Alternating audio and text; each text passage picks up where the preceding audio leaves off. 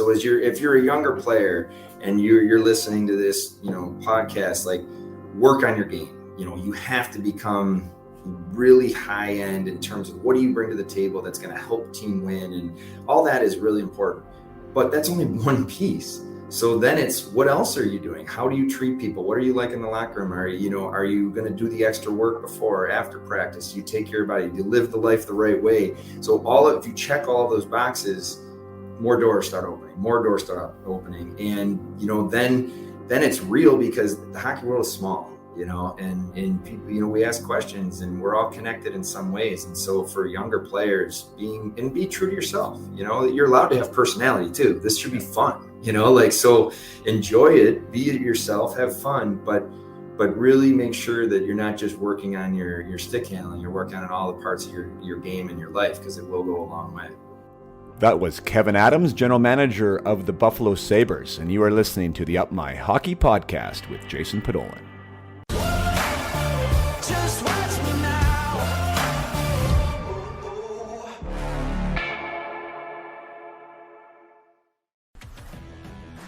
Welcome to Up My Hockey with Jason Podolin, where we deconstruct the NHL journey, discuss what it takes to make it, and have a few laughs along the way. I'm your host, Jason Podolin, a 31st overall draft pick who played 41 NHL games, but thought he was destined for 1,000. Learn from my story and those of my guests. This is a hockey podcast about reaching your potential. Hey there, and welcome back to the Up My Hockey Podcast with Jason Podolin. I am your host, Jason Podolin, and today we are in for a treat. And that is because it is not every day you get to talk to somebody who holds one of 32 jobs in the entire world. I'm talking about a general manager of an NHL team. So today we have on Kevyn Adams, general manager of the Buffalo Sabres. Thankfully for me, I was a suitcase, and when you are a suitcase, that means you play with a lot of people. And when you play with a lot of people, some are bound to become head coaches. Some are bound to become all-stars. Some are bound to become general managers. And Kevyn Adams is one of those teammates of mine that became not only an established NHLer, but he also became the general manager of the Buffalo Sabres. And if you send somebody like Kevyn, who is a good teammate of mine, and enough emails, he will follow through and give you the interview that you requested. So thank you, Kevyn, so much, and thank you to the Buffalo Sabres for making this happen. It was a tight schedule, as a GM is, especially during training camp season when they having an exhibition game. So Kevyn was able to give us 30 minutes, and we cover a lot here in the 30 minutes. We cover his time in the minors. We cover his ascension to the NHL, how he was able to stay in the NHL, great advice he received from Mike Murphy. We talk about what he learned as a player that's helping him now as a general manager, what he envisions for the Buffalo Sabres, and how he's going about building that right now in the moment. And yeah, lots of good stuff there. Buffalo Sabres fans are going to absolutely love this inside look at Kevyn Adams. NHL fans are going to love this interview. And anyone who wants to be anybody when it comes to be a player. You want to play in a junior team? You want to play in a college team? You want to play in the NHL one day? You want to be a pro? There are so many gold nuggets here for you to pick up and to put into your backpack, add to your toolbox as a player so you can get noticed, you can make a difference, so you can build your brand, as we talk about, to become the best player you can be. So super excited to bring this to you. Might as well get right into it. Here is Kevyn Adams, general manager of the Buffalo Sabres.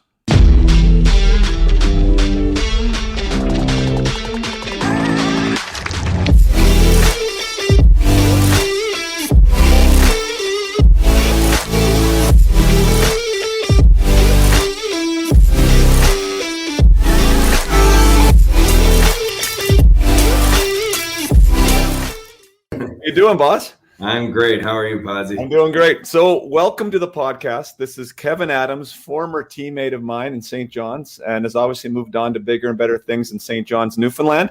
No disparaging factor to St. John's, Newfoundland, because we both enjoyed it immensely. But that is not the GM of the Sabres, which is where you are now. So welcome to the podcast, sir.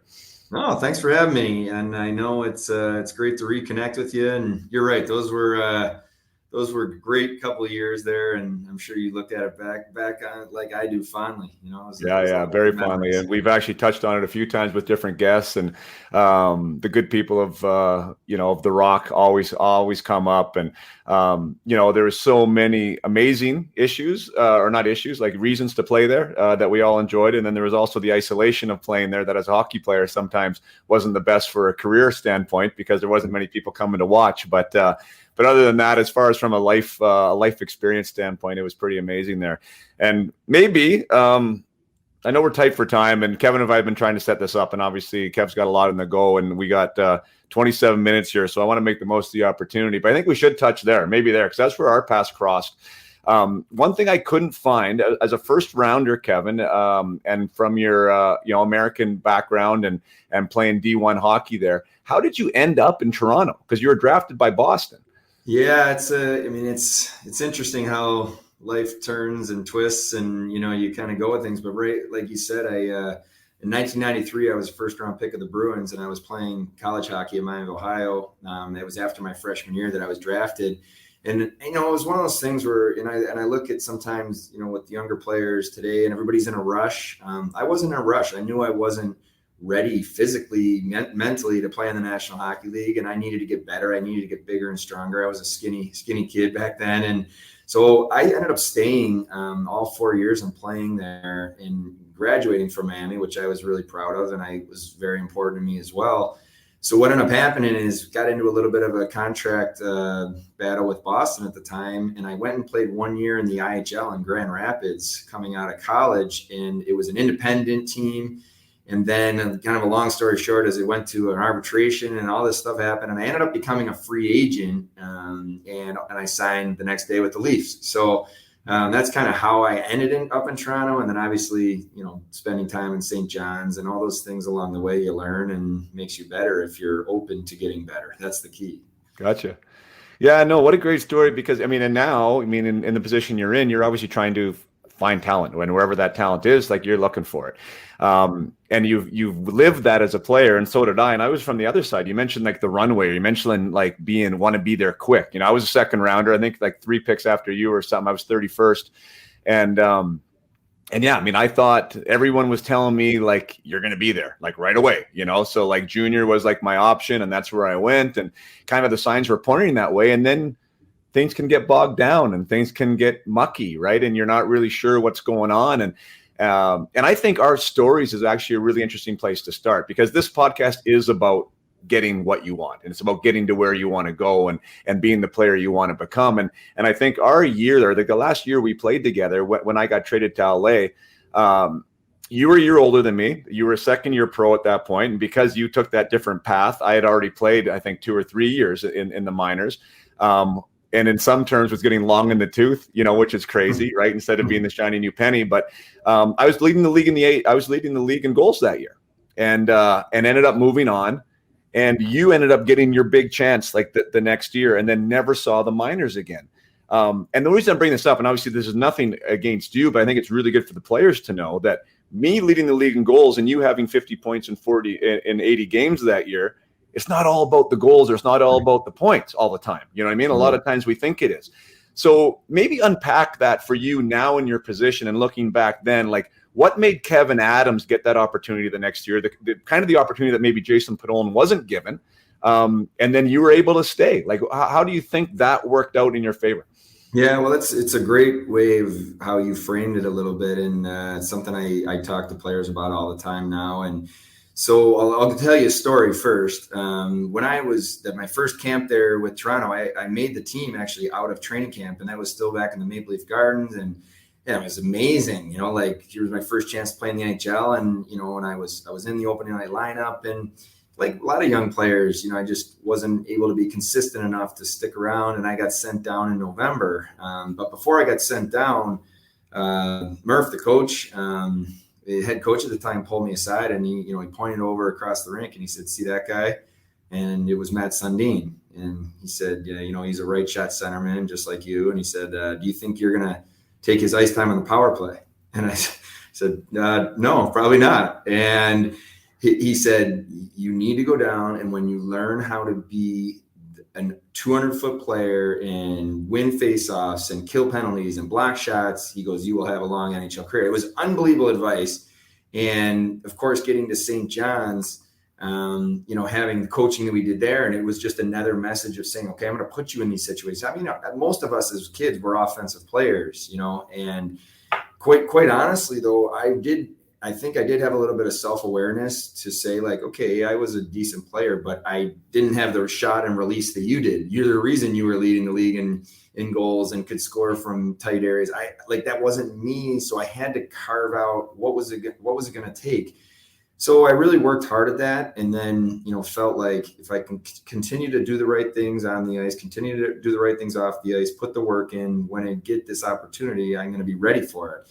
And I think that's another thing. It's more important for the younger players to not be in a rush and in a hurry, whether it's youth players moving up to junior or, junior players moving to college or the major junior, or as you work into professional. It's more about when you do get your opportunity, are you ready to take advantage of it? Because, it may just come that you may get one chance, at the level, and then you have to be able to take advantage of it. So fortunately for me, when I finally did get kind of the break and I got to go in and play in the playoffs and, do well in Toronto, but I was prepared because of the work and the coaching that I had and the teaching. So it's a long answer, Bud, but it's kind of the way it unfolded for me. And I'm super thankful for the coaching and the advice I got. No, I think that's amazing. That's great advice. And I think it's super relevant. I appreciate the long answer because I think, and I would assume that your personal experience would have to be part of what it is you're doing now. And even like the message you're saying, and even understanding the trajectory of players, right. And how to mobilize them to be the best assets they can be for your team, because without that ability to round out your game, right, you might not have been the NHL player that you were. You might have been focused on something else. And again, no regrets by me, but I do think experience is like, it's worth, how much money is it worth, right? Like you can't put a value on it. And I think if I was in your shoes now and knowing kind of my own personal scenario too, is what no one ever told me per se what they told you, right? Like be a more diverse player, like go out and don't worry about your goals or your assists. Because that's usually the way to get into the door. Yeah. Right. No, exactly. Like usually, right. Like you need to do something else before you can fill that top 5 spot and be the slot guy in the power play, for instance, like you already said. Right. So yeah, I think that's one of the things, even like players now and the players that I work with now, like the guys that are high skill players and it gets really skilled, right? Where they want to go. So you need to find a way to produce all the time, right? You have to find a way to be relevant all the time, and not just if you're on a top 3 unit. And that's something that players don't always want to buy into. No, you're right. And it gets tougher and tougher as you know, and as you climb the ladder. And so what are you doing to differentiate yourself from, all the other great players around you? How are you making yourself valuable? And quite honestly, if you're working with younger players, and I have these conversations all the time, it's what are you doing away from the rink? What are you doing when the coaches aren't watching? How do you treat your teammates? How do you treat the people at the rink? Do you say thank you? Do you, give the Zamboni driver who's working so hard a high five? And that stuff matters, And so the other thing for me is I think it's really critical to learn from all of your experiences as you go and not miss that and then look back and say, oh, I should have done this. But it's trying to be present in what you're going through and then learning along the way. And where I feel very fortunate is when I have conversations with players now in my job, whether it's, making a trade or sending a player to the minors or any type of conversations, I'm just myself. I'm very honest, but oftentimes I've been on the other side. I was traded 4 times. I think I was sent to the minors multiple times. I had been put on waivers. I'd been picked in the expansion draft. These different things that you go through, you learn, and then you learn what it feels like when you're being told a certain thing. And then players just want the truth. It's just being honest. And so I've really just tried to take what I've learned, my personality, be myself, and do it in the most honest way in this job. And, it's the only way I know how to do it, right? Just being yourself. But learning from those past experiences is extremely helpful for me now.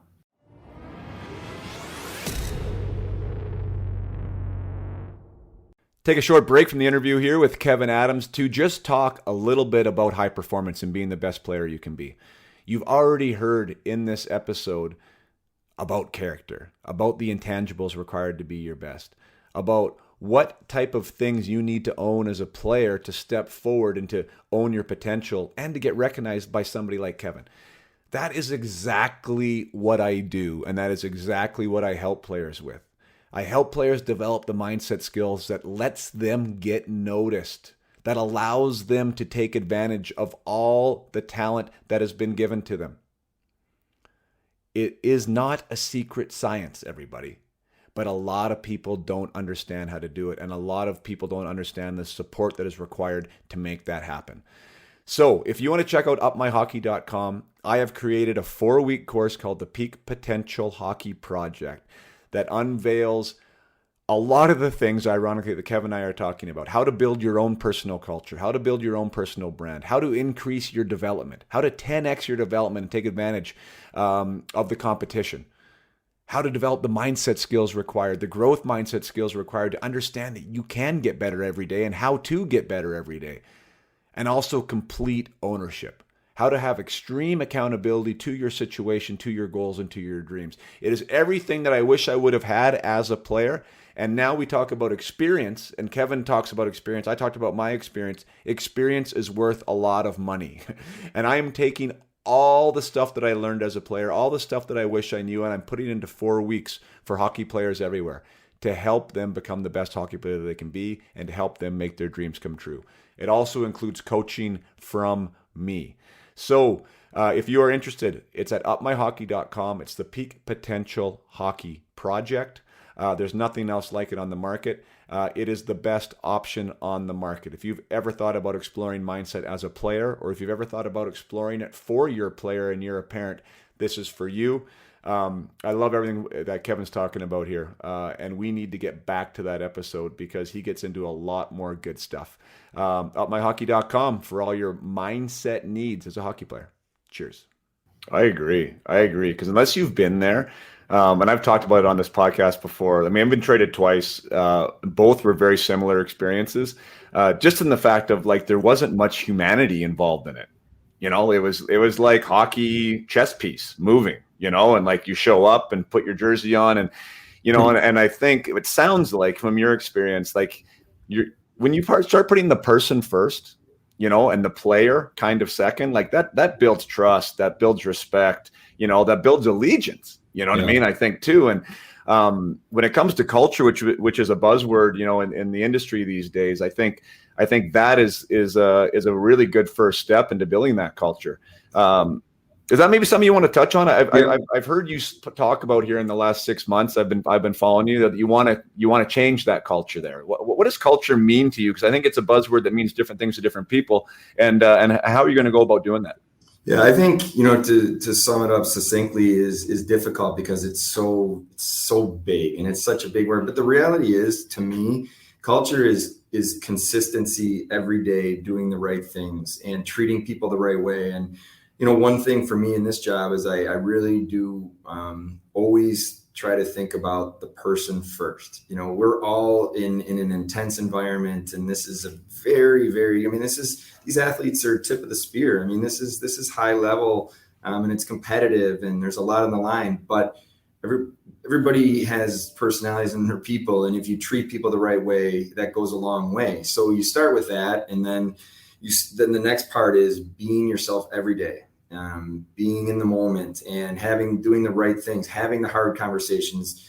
Even when things aren't easy, you have to be willing to do it and to do what's right. And as you start to do that day in and day out, you know, just continues to build. And then building, this is all about people. You know, for me, no matter what business you're in, and it could be sports, it could be you name it, it's about the people. So as you surround yourself with amazing, quality, driven, hardworking people that are buying into something bigger than themselves, they want to be part of something special. It starts to grow. And then now you talk about the players. Okay, players, how are we drafting? What are we looking for? What are the characteristics besides just what they do on the ice? And I guess when I've been speaking over the last number of months, as you mentioned, this is all of what we're looking to do here and put in our locker room and put on the ice. And, you know, I continuously talk in the Buffalo media about we have to have a team that truly connects with the fan base, and it just has to be like that, where a fan can look down at one of the players and player can look up in the stand and see a fan, and there's something there. There's a connection. They're proud to wear that jersey. And when you do all that, I think it'd be really powerful. So to me, that's culture. And then you live it, and you do it every day. And I'm excited about that. No, I think I love that you talk about that, because one, obviously you're the GM of the Sabres, and I want your fan base to be able to hear from you about the Sabres and what you're trying to bring there, and that's super important.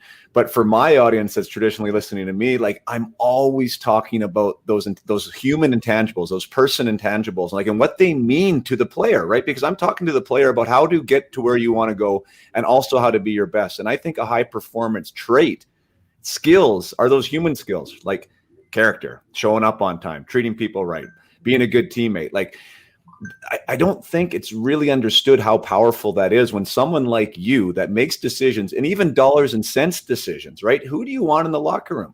Because we already talked about, okay, there's differentiations on the ice, of course, and you're in the results league. You need to get results, right? You need to have players that get results, but you can amplify your own skill set, and you can amplify the skill sets of others with the right human characteristics, right? Yeah, and I think as you touched on it, when you're working with younger players, the more, I always say it in a sense of, the more doors you can open for yourself, the better you're going to be, really, if you just want to boil it down. So if you're a younger player and you're listening to this, podcast, like, work on your game. You have to become really high end in terms of what do you bring to the table that's going to help team win, and all that is really important. But that's only one piece. So then it's, what else are you doing? How do you treat people? What are you like in the locker room? Are you going to do the extra work before or after practice? Do you take care of your body? Do you live the life the right way? So if you check all of those boxes, more doors start opening. And then it's real, because the hockey world is small. And people, we ask questions, and we're all connected in some ways. And so for younger players, be true to yourself. You're allowed to have personality too. This should be fun, so enjoy it, be yourself, have fun, but really make sure that you're not just working on your stick handling, you're working on all the parts of your game and your life, because it will go a long way. Yeah, no, I love that. And you mentioned doors opening. The other thing I say to players is, as much as it opens doors, it also doesn't close any. Mm-hmm. Like, you can get your door closed just from one misstep, one, because it's so tight at the top, wherever you want to get, even that D1 scholarship or that junior team or whatever, right? Like, there's people that want those jobs, and you have to make sure that you're carrying yourself as a brand. And when it comes to the NHL, obviously you're carrying the brand of the association, the organization as well, but you yourself are an individual business, and you have to watch out what's going on with that too. I definitely don't want to get into what's happening there with Jack and everything else, but I do think it's important to talk about leadership and what that looks like, and what you look for in that role and in that locker room. Who was an example of that for you growing, in your NHL career, and what do you want that to be in your locker room right now for the Sabres? Yeah, so leadership is it's interesting, because everybody kind of has their own take or what's most important. And I go back to, you learn along the way. And I was one of those people who I did try to learn from every single conversation I had when I was playing, every single person in the locker room. I was always, I like the way they said that, or this is interesting to me. And I continue to do that. For me, every day you have to get better. Every day you're going to learn. It doesn't matter if I'm talking to another GM, a head coach, or my son's youth hockey head coach. Like, I'm going to pick his brain and try to learn something. So to me, a characteristic or a quality of leadership is curiosity. Do they think they know everything, or do they want to learn and they want to feel like, how do you get better? So that's one piece. And from my career, I can tell you the person that I learned the most from, hands down, and had the biggest impact on me, was Rod Brind'Amour in Carolina. He's a very close friend still to this day, but more he was just so driven to be his best, and he was so good at just blocking out the noise. You just come to the rink, focus, do the work, go home. That was kind of just like, he simplified things. And when I looked at, so at 18 years old, Eric Stahl comes into our locker room in Carolina, and he sits between Ron Francis and Rod Brind'Amour. And then, like what an unbelievable, so all these years later, Eric was on our team last year, and, we would talk about it, and he learned so much from them. And then he brought that. So I guess it all kind of wraps up into what's the type of leader that you want in your locker room. You want people that, first of all, take care of themselves. Second of all, have the ability to hold people accountable in the right way. Because it's really, you've been on these teams where guys are going to say something or are going to try to get on a teammate, but if they're not taking care of themselves and doing things the right way themselves, it doesn't really work. So you need to have that blend of people, and then it can't be forced. I do think whether someone has a C or an A on their jersey and they try to act different or they try to be something they're not, it doesn't work. So you have to some of those people that we're looking here in our young core have shown some of the attributes you need to be in a leadership area, and that's just being authentic, and it's doing things the right way and holding themselves to a high standard, because if you do that, then people will follow. So that's leadership to me, I guess, the way I would sum it up.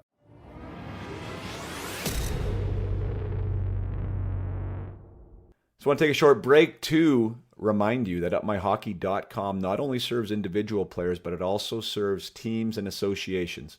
If you want to have a secret weapon for your team to get that 5, 10, 15% extra without having more practice time, without having more time in the gym, then this is for you. Mindset training is amazing team builder. It is an amazing way to give players a new perspective, a collective new perspective on how to raise standards, how to use mental agility as a tool on the ice, how to find your peak performance state and get back to it consistently and quickly, how to improve your practice time and your practice level and your practice intensity. It is a massively invaluable tool for your team.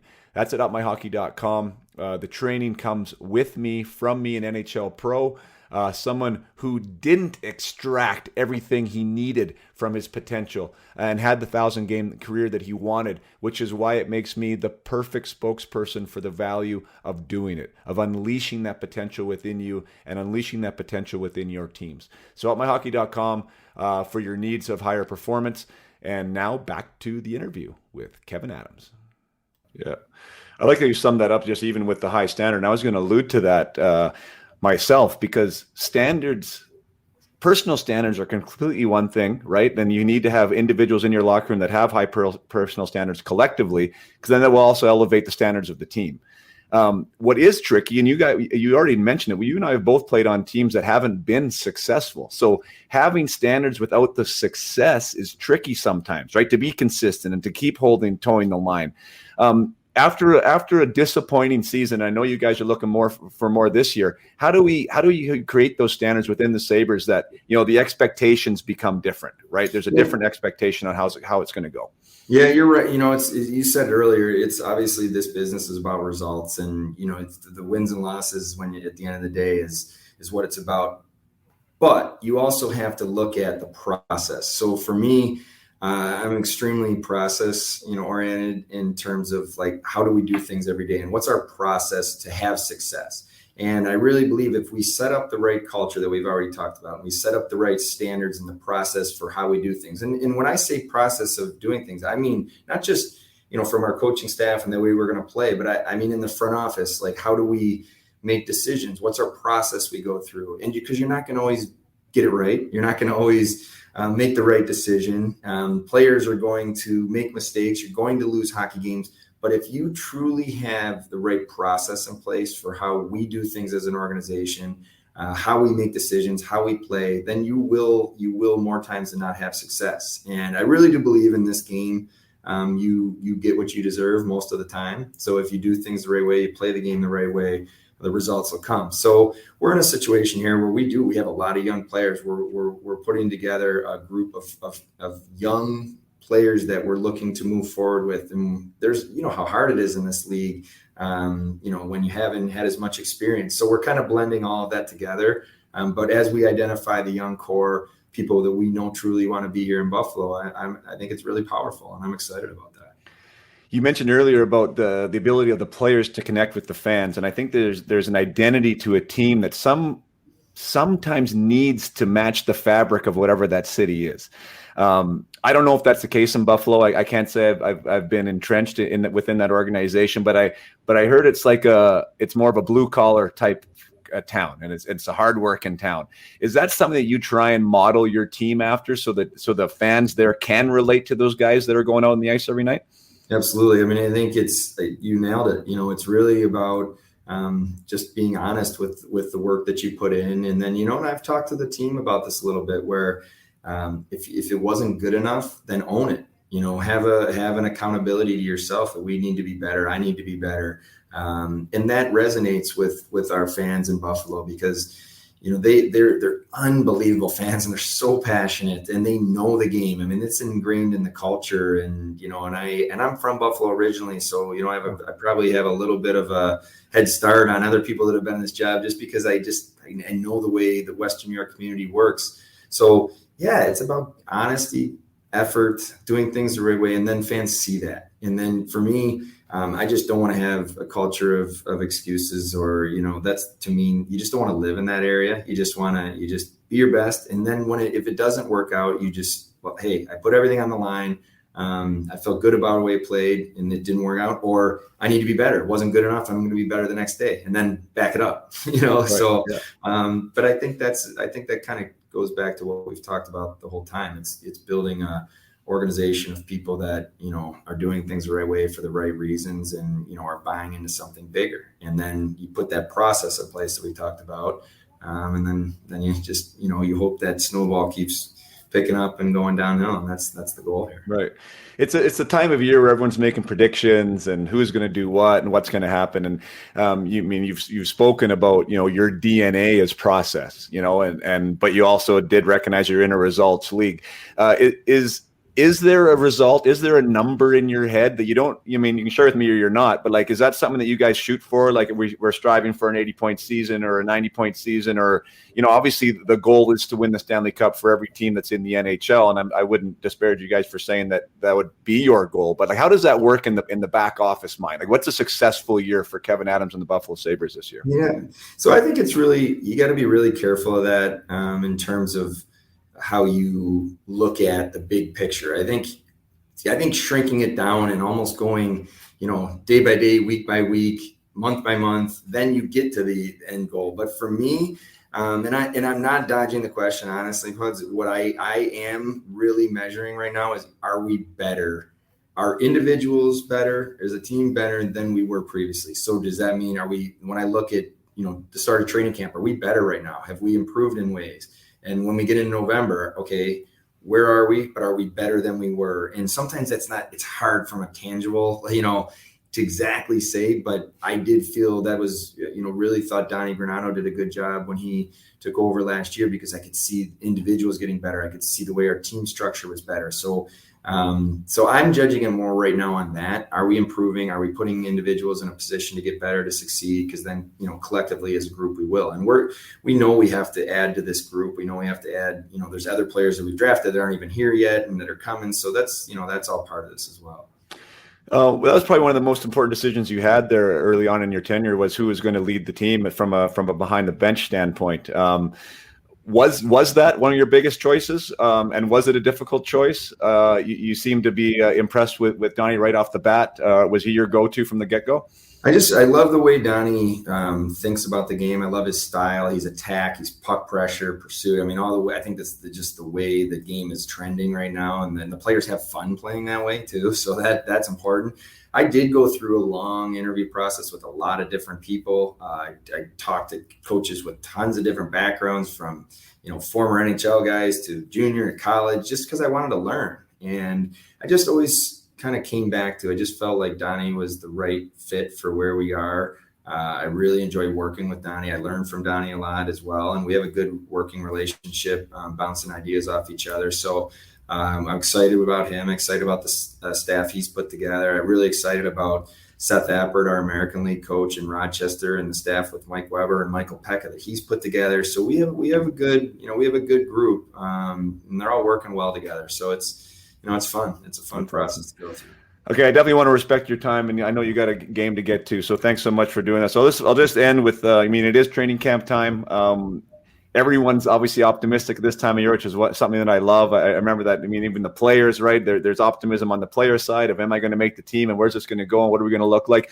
Who are you excited about right now that maybe we don't know about, or you think that is making a move that came to camp looking different than maybe you expected, and who's some eyes that we should have on right now? Yeah, some of our young players to me that have really come into camp, starting a rookie camp, and have stood out, of guys. Samuelson, he's out right now week to week, but he's just looked really strong through rookie camp. Guys like Quinn and Peterka and Ruotsalainen and these younger players that are kind of on the cusp. What I love is that they're great kids. They're working. You can see them getting better. Right before your eyes, you can see them getting better. And that, to me, those are the guys. However a roster shakes out, we'll see. But those are guys that I'm excited about in the future for sure. Awesome. My last question here, which I wrote on the notes, was advice to young players. If you want to get noticed, it's tryout season for you guys. It's been tryout season sometimes in the youth areas. A lot of junior teams are doing it right now. How does someone get noticed in the eyes of a GM on a nightly basis to maybe get that little push that they need to make the team? Yeah, for me, the number one biggest trait is competitiveness and consistency within shift to shift. I think young players, everybody wants to score, and that's great, and goals and all that stuff. That's great. But if you're a forward, how competitive are you? And are you going to take the puck to the net? If you're a D, are you competing every shift? Do you make a good first pass? I mean, these are the things that to me, these players all skate well now. So I would say that competitiveness and that will to succeed, it stands out. You do see that, and we look for that as we draft guys. And so, yeah, well, good luck with all your stuff, and I'm happy for you and your success, and it's nice to catch up.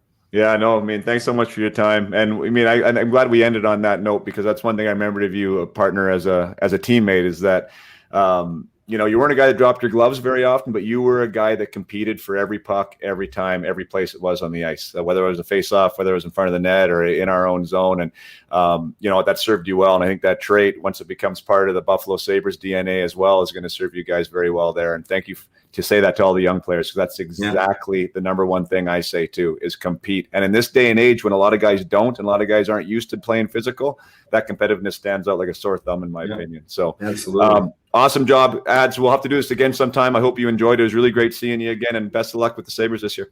All right. Thanks, bud. Take care. Cheers. Thank you so much for joining us today, Kevin and I. And Kevin, if you are listening, massively grateful for your time, massively grateful for your insight, and for all the nuggets that you gave these athletes out there today and their parents to understand how to make a difference in their own careers and how to really take control of their destiny. So much good stuff there, and I know your Sabres are going to be building every step of the way, and with your process-oriented philosophy, as long as you do get better every day, that's all you can ask for. Wherever the results fall, the results fall. When it comes to my gratitude, it also falls on you guys as the listeners. If you enjoyed this, if you're watching this on YouTube right now, give it a thumbs up, give it a comment, give it a subscribe. I really appreciate everyone who's behind the podcast. I really appreciate everyone who has supported me through this. And I really appreciate those of you who go out and review the show, those of you who will subscribe on whatever podcast platform you listen to, so the episode downloads automatically. For those of you who've gone to iTunes and have given me the review or have reached out to me personally, it all helps so much, and it all means so much, because it does take quite a bit to put this podcast on. And as long as I know that the show is growing, as long as I know that it is making a difference for people, I am happy to do it. So help me help you. Keep giving me those reviews. Keep subscribing. Keep giving me the thumbs up and engaging in the comments. And I'll keep doing the best I can to supply amazing guests with amazing insights that are going to help you on your way in whatever hockey journey that may be. So, as always, play hard and keep your head up.